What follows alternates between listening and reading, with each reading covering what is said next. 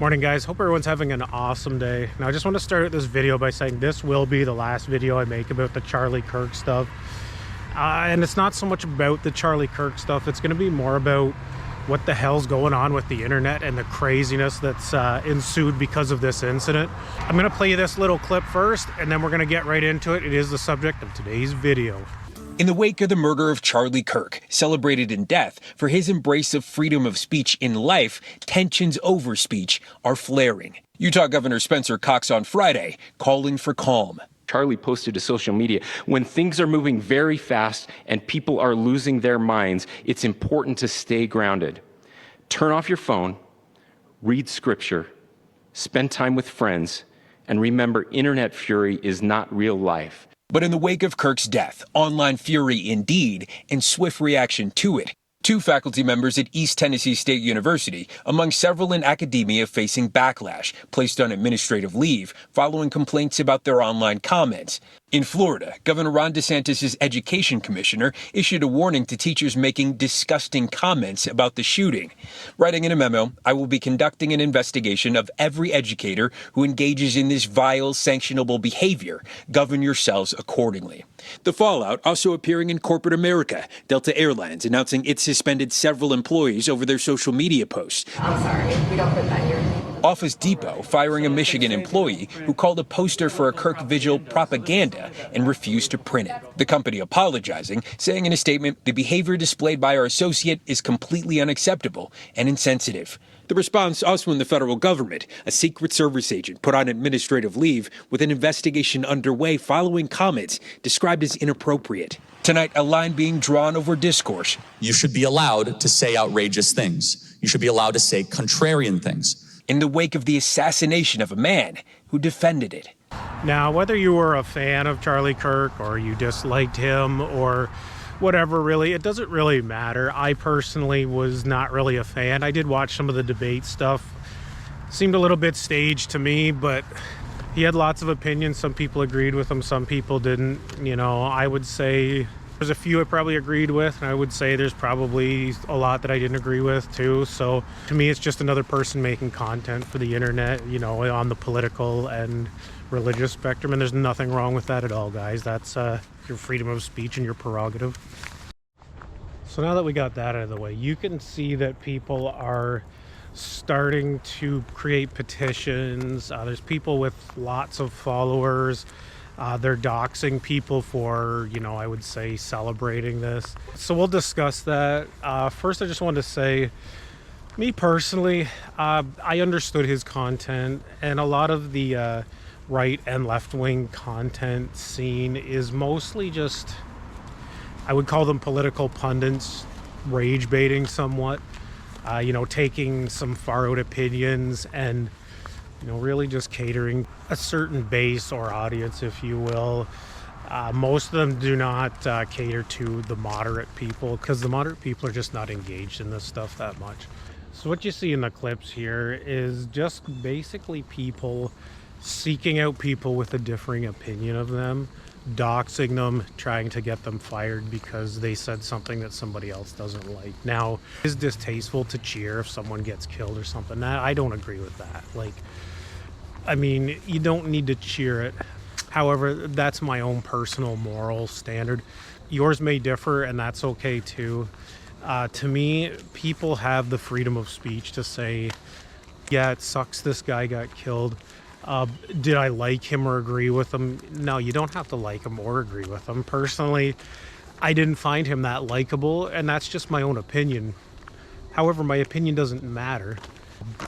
That also doesn't mean, you know, people need to dox me or whoever or get people fired. Now, did I celebrate when he died? No, of course not. That's stupid. But even if someone does, that's their own prerogative, guys. You know, calling people's workplaces and stuff, I find that really strange, especially from, you know, people that would have followed Charlie Kirk, would have been huge into freedom of speech, freedom of expression. Even he himself said there's no such thing as like hate speech, there's distasteful speech, or whatever, but you get where I'm going with this. To me, it just seems like a lot of people are whining about it. I'm not really trying to offend anyone. That's just my opinion. Like, You know, if I don't like what someone says on the internet, you know what I do? I scroll by it. I don't care. What am I going to do? What's it matter, you know? You know, if someone says something I don't like, my first thought isn't, oh, I got to go call someone and get them fired or try to mess their life up or something. I don't know. I never understood that part of it, guys. Maybe I never will. Maybe it's just the generation I grew up in, but, you know, that just doesn't seem right to me. The main topic of this video is actually what the social media platforms have become. Mainly what this video is about is how a small group of billionaires can control a narrative on a platform now. As you know, Musk owns Meta, Facebook, Instagram, you know, Elon owns X. And what you're seeing here is these platforms can change on a dime. Now, a year ago, Elon Musk would have been a proponent. We have to have free speech. No one should be censoring anybody. No one should be doing this, you know. Everyone has a right to say whatever they want. And now we have an instance where Elon Musk is basically backing people to lose their jobs and, you know, trying to extinguish an opinion of a certain group of people. And this is the problem when one person owns a giant media platform like that. They can really control the narrative. They can push out a certain opinion through the algorithm to make something seem more prevalent than it actually is, if you guys know what I mean.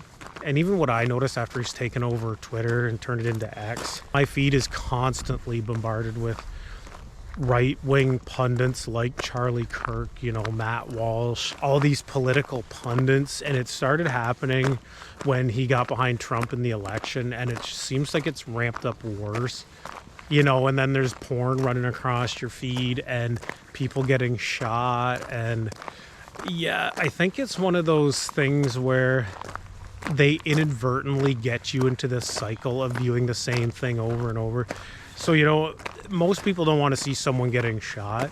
But if you're scrolling on a feed, it's human nature and curiosity to slowly go over that and not just blast through it.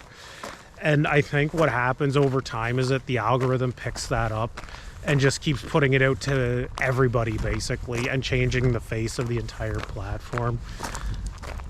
And honestly, the platform is horrible now, guys. Once Facebook and X went to For You instead of just who you were following, that's when this all changed. And what it's done is turned X and Facebook into a powder keg of, you know, it's like you have so many people on the far left and so many people on the far right, and it's just a forum to fight and squabble over things now. You know what happens when people get mad and get in arguments? There's more engagements on the site.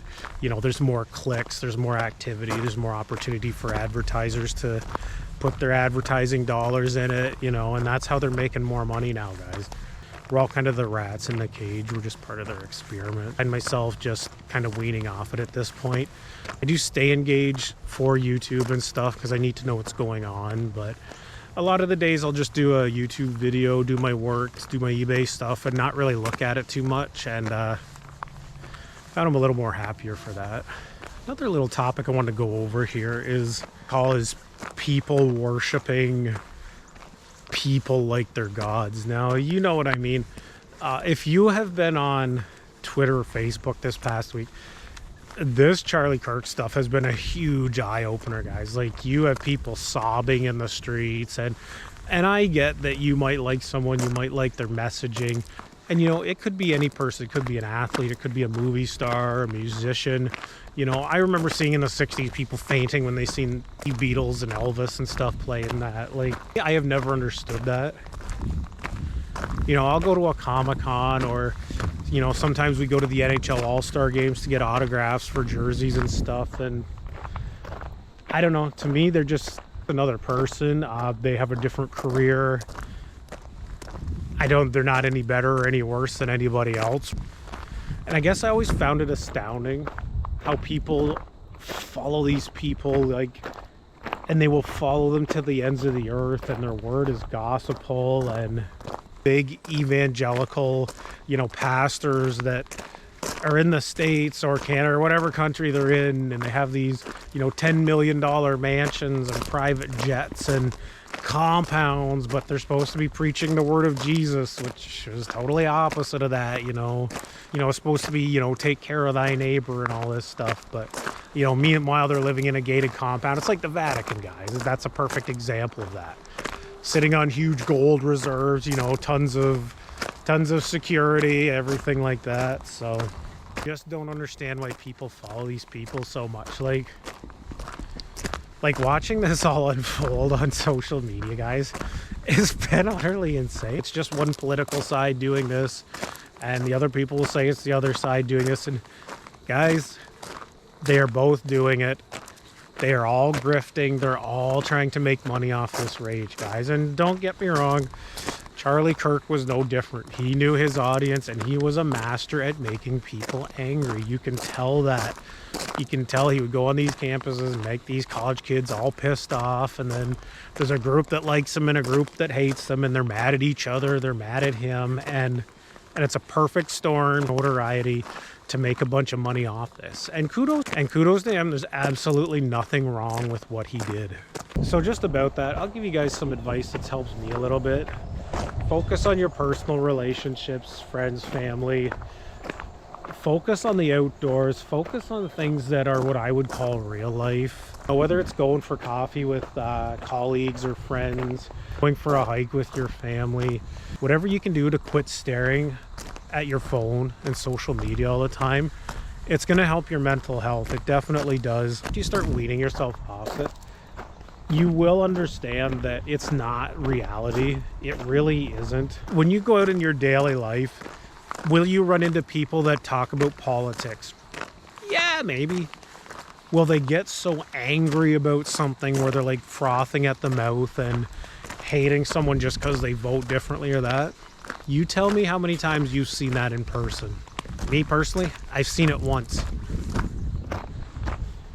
And that was during COVID, when I would say everyone was on a heightened certain awareness. But that was pretty much the only time in my entire life that I have ever seen someone, kind of a stranger, like an acquaintance, get really angry about a political opinion. So you have to understand, when you're on there, you are in an echo chamber. The more you click on this rage bait, the more rage bait you're gonna see. Just try it, guys. Scroll through them, click on things you like. Don't click on political stuff. You will see a little bit less of it. And start blocking some of these political pundits. Trust me, your life will be a lot better. Summer's winding down here. We're looking forward to the winter time and doing some hikes. We're probably going to go on a long hike this weekend. I will upload that. I know my channel isn't necessarily like a niche or anything. It is mostly video games and buying and selling, but I do sprinkle in some of the world events and some hiking, guys. Just like posting my interests and having some dialogue with you guys. Don't try to ruin people's lives because you don't agree with them, guys. It's honestly not cool. It's so petty. Right or left, both sides do it. You can see it with products. They do the big boycotts and that. Just don't do it, guys. It's so stupid.